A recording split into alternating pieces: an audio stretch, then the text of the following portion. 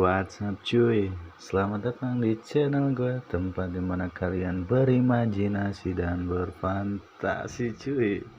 Oke cuy, di sini gue lagi suka-sukanya baca komik manhwa nih cuy ya. Komik manhwa asal Cina ini pun gak kalah menarik dari manga asal Jepang cuy. Apalagi yang bertemakan tentang kultivasi atau kekuatan yang absolut gitulah cuy pokoknya. Kalau gue baca tuh kayak terasa nonton anime aja gitu cuy, nggak tahu kenapa gitu ya. Oke, buat kalian yang suka baca komik manhwa, di sini gue ada rekomendasi buat kalian nih cuy, yang alur ceritanya asik dan tentu juga menarik buat kalian ikutin cuy. Walaupun bukan yang terbaik, tapi bisa memuaskan kalian berimajinasi dan berfantasi, dan tentu juga memanjakan mata lu cuy. Oke, di sini gue ada rekomendasi yang bertemakan tentang kultivasi, kultivator atau tentang kekuatan yang absolut, cuy. Oke, di sini gue ada judul yang pertama, Reverie Eternity. Oke, di sini bercerita tentang seorang pemuda yang dikhianati oleh keluarganya, cuy. Siapa dia? Dia bernama Lin Chen. Lin Chen adalah tuan muda dari keluarga Lin.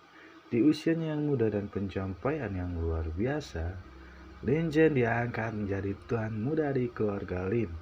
Walaupun sebenarnya Lin Chen bukanlah keturunan asli dari keluarga Lin ini cuy, tetapi Lin Chen masih tetap diangkat menjadi tuan muda di keluarga Lin karena melihat prestasi yang didapatkannya cuy.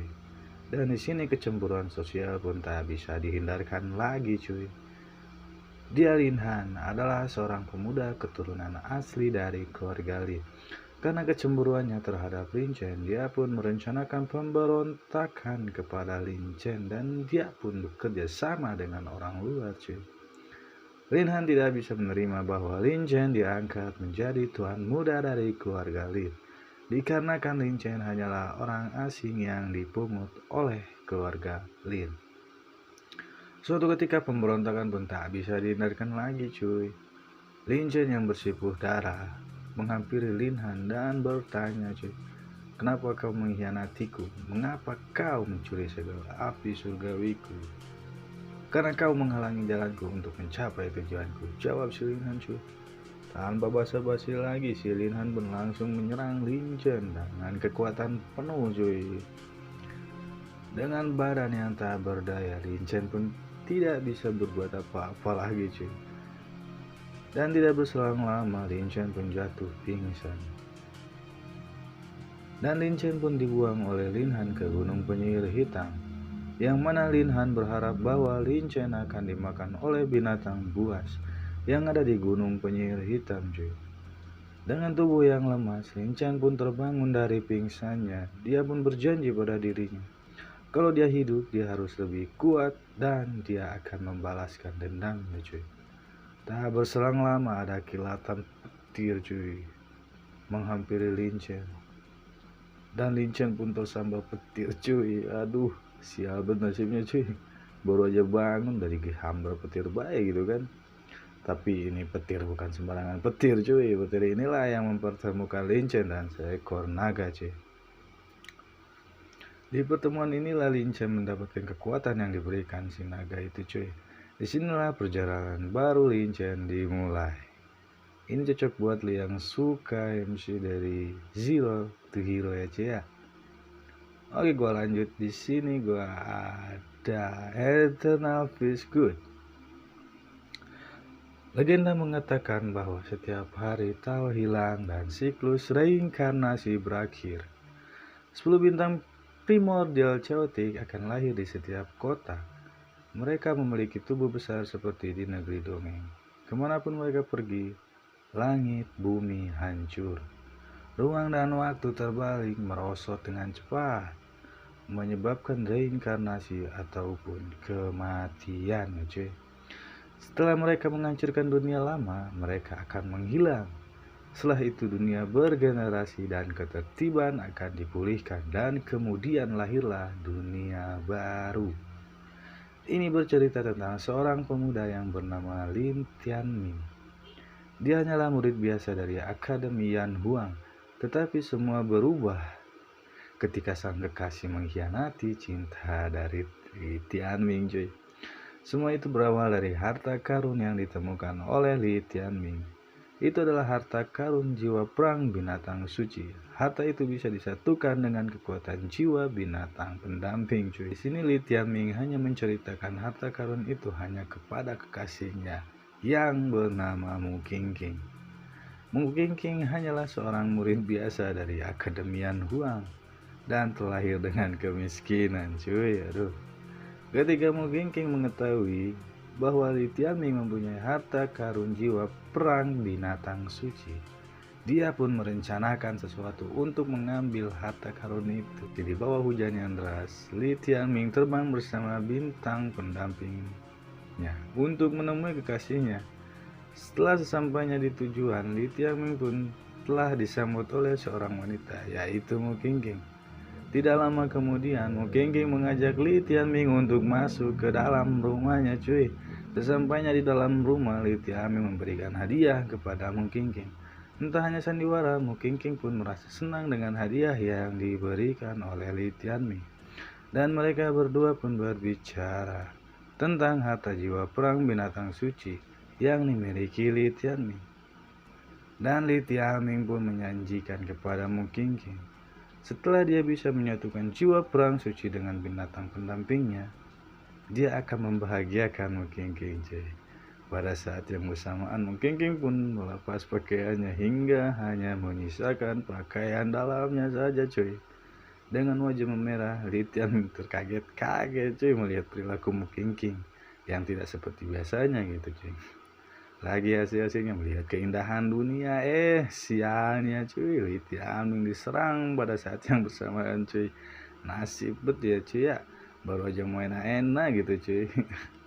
Udah diserang aja gitu kan. Dia adalah senior yang bernama Lin Xiaoting, yang mana dia adalah murid tingkat atas di Akademian Huang, yang mana dia bekerja sama dengan Mu Qingqing, kekasih dari Li Tianming ini, cuy.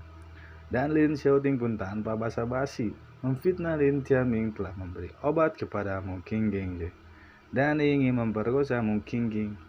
Pada saat yang bersamaan, Mu Qingqing pun berlari mendekati Lin Xiaoting dan meminta tolong kepadanya. Dan tanpa basa-basi lagi, cuy, Lin Xiaoting pun langsung menyerang binatang pendamping Li Tianming. Jinyu, nama binatang pendamping Li Tianming, pun kalah dan mati diserang habis-habisan oleh binatang pendamping Lin Xiaoting. Dan harta karun jiwa perang suci pun diambil oleh Lin Xiaoting, cuy. Bisa dibilang Jinyu itu bukan tandingan dari binatang pendamping Lin Xiaoting, ya, cuy, ya. Karena Jinyu masih lemah gitulah, cuy, pokoknya. Li Tianming pun terkaget-kaget melihat kejadian itu dan teringat kenangan masa kecilnya dengan Jinyu. Karena kematian Jinyu, Li Tianming pun tidak bisa berbuat apa-apa. Dia hanya bertanya kepada Mu Qingqing, "Kenapa kau melakukan ini, Qingqing?" "Karena aku hanya mengincar harta karunmu. Kau tidak pantas untukku, kau hanya seorang sampah," ucap Mu Qingqing, cuy. Setelah mendapatkan apa yang mereka incar, mereka pun pergi meninggalkan Li Tianming dan mayat Jinyu. Li Tianming memegang erat mayat Jinyu dan berjanji untuk membalas dendam kepada mereka. "Jinyu!" teriakan Li Tianming terbangun dari tidur. 3 tahun telah berlalu, tetapi Li Tianming masih teringat kejadian di mana Jinyu mati, ya, cuy, dan memasuki ruang mimpinya. Tidak ada yang tahu bahwa ada rahasia besar di ruang pendampingku. Artinya selain telur Jinyu yang menetas, masih ada 10 telur lain di ruang pendampingku. Dan sekarang akan ada telur yang menetas, ucap Li Tianming. Oke, disinilah perjalanan baru Li Tianming dimulai, cuy. Komik ini asik dan tentunya menarik untuk kalian ikutin, ya, cuy, ya.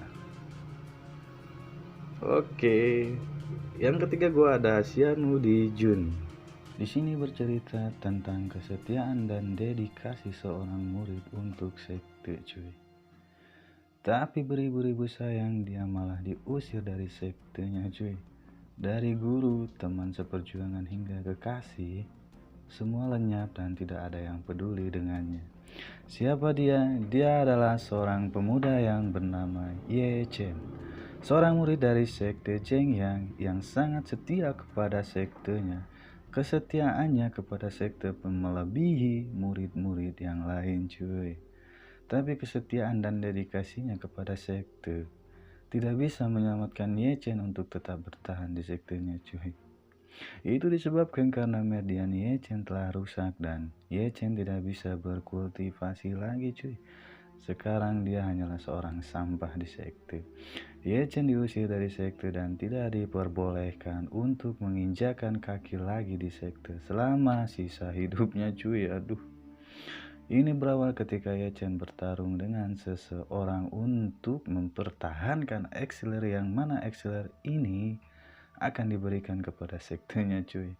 Naasnya, cuy, pada saat di perjalanan pulang ke sekte, Ye Chen pun diserang habis-habisan oleh seseorang, cuy.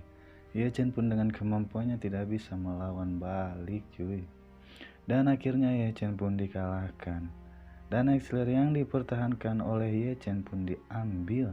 Pertarungan itu pun memberikan luka serius kepada Ye Chen, yang mana Merdian Ye Chen dihancurkan, cuy. Sadis lah pokoknya, cuy. Aduh.